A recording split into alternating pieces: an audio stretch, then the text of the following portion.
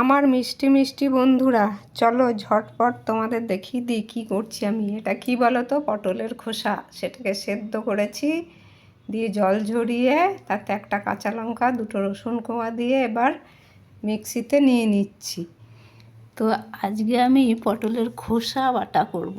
তোমরাও হয়তো অনেকেই করো, কিন্তু এটা গরমকালে আমি 1-2 দিন করে থাকি।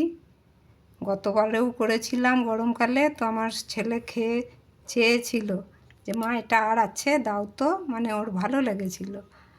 তো দেখো, রসুন কাঁচা লঙ্কা তো নিয়েছি, আর একটু নিলাম কালো জিরে, তারপর মিক্সিতে পেস্ট করে নিলাম। দেখো সুন্দর করে পেস্ট হয়ে গেছে এটা। তো এবার এটা একটা বাটিতে ঢেলে নেব আমি। আর এদিকে দেখো, আমি কড়াইয়ে তেল গরম করতে বসিয়ে দিয়েছি। তো তেলও গরম হয়ে গেছে, তো ওই পেস্টটা আমি ওই তেলে ঢেলে দিলাম। অনেকে কালো জিরে ফোড়ন দেয়, আমি ওই পেস্ট যখন করি তখন তাতেই কালো জিরেটা দিয়ে দিই। তো এবার কিন্তু এটাতে নুন, মিষ্টি, হলুদ সব দিয়ে দিলাম, আর কিছুই লাগবে না। দিয়ে এবার এটা কড়াইয়ে নাড়াচাড়া করে এর জলটাকে মেরে শুকিয়ে নেব, শুকনো শুকনো করে ভাজা ভাজা করে নেব, তাহলেই এটা রেডি হয়ে যাবে। তো তোমরা হয়তো অনেকেই করে থাকো। দেখো জল শুকিয়েও গেছে। তো এবার এটাকে আরেকটু ভাজা ভাজা করে নিচ্ছি। তো এইভাবে কিন্তু পটলের খোসা যদি তোমরা ভেজে পেস্ট করে নিয়ে খাও, পরিমাণ মতো ঝাল, নুন, মিষ্টি দিয়ে, দেখবে খেতে কিন্তু খুব ভালো লাগে। তো আমার দেখো এটা ভালোই ভাজা হয়ে গেছে। তো এবার এটাকে আমি নামিয়ে নিচ্ছি। দেখো এবার এটা ভাজার পরে এরকম দেখতে হয়ে গেছে। তো শুধু তার পটলের খোসা ভাজা দিয়ে মানে বাটা দিয়ে ভাত খাবো না। তো দেখো আজকে আর কি আমার রান্নাতে আছে সেটাও একটু দেখিয়ে নিই। এটাকে ভাতের হাঁড়ির ওপর রেখে দিলাম। এবার দেখো এটা গরম থাকবে, ভাতের হাঁড়ির ওপর রাখলে গরম থাকে। তো এই দেখো মাছ আছে, আবার মাছের ডিম আছে। আর এদিকে বাজারে দেখো কি এনেছে, পটল এনেছে, শাক এনেছে। দেখো এটা কি শাক বলো তোমরা, নোটে না পুনকো। আর এই দেখো লাউ শাক এনেছে। তো একদিনে তো দুটো শাক করব না, তো এইটাই করি, লাউ শাকটা থাক। তো আমি লাউ শাকটা রেখে এই শাকটা ধুয়ে বেছে কেটে নিলাম। এবার এটাকে দেখো পরিষ্কার জলে 2-3 বার 4 বার করে ভালো করে ধুয়ে নেব।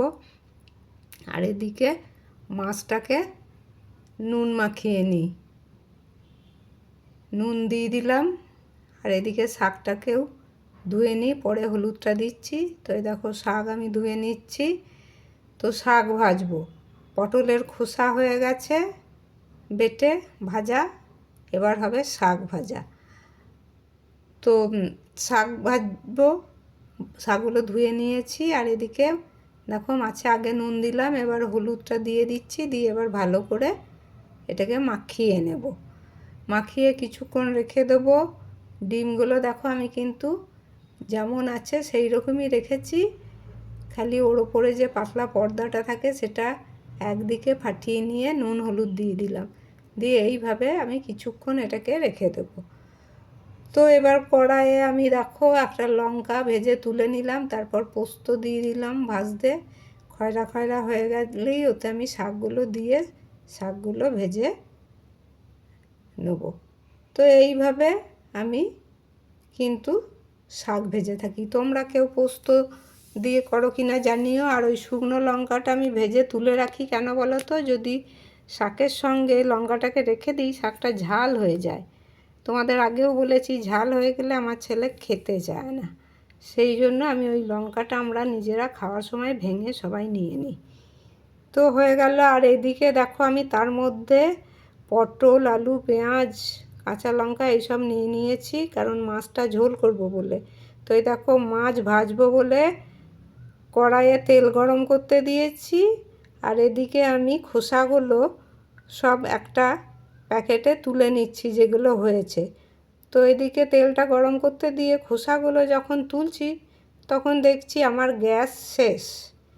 তো এবার গ্যাস শেষ তখন সিলিন্ডার পাল্টাতে হবে। তো আজকে এই সিলিন্ডার পাল্টেই নেমে পড়ি, পরে দেখাবো বাকি রান্নাটা।